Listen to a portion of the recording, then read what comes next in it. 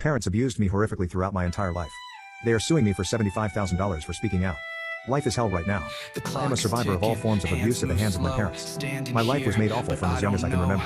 My earliest memory is of my father shaking me before he threw me across my bedroom. My mother worked hard to gaslight anything I said growing up in order to maintain the functional facade they portrayed to the public. They looked like wealthy, entitled, white Americans. I used to fall asleep sobbing for my grandmother, who knew what was going on in the home but never interfered. I was left to rot despite pleas for help. I was punished and isolated for trying to speak out or seek help. My parents would take away the books I was reading, or my sketchbooks, and force me to sit for days, weeks without stimuli. I was never allowed to keep any records within the home. My mother found my diary once when I was in high school and forced me to sit in the middle of the dining room while my father, mother, and sister took turns reading passages out loud and screaming at me. If my dad went on an unprovoked rage and broke our belongings or artwork, threw us around, or had a tantrum, my mother would rage at us for not being better. Once, my youngest sister spent hours in a bush at night during the polar vortex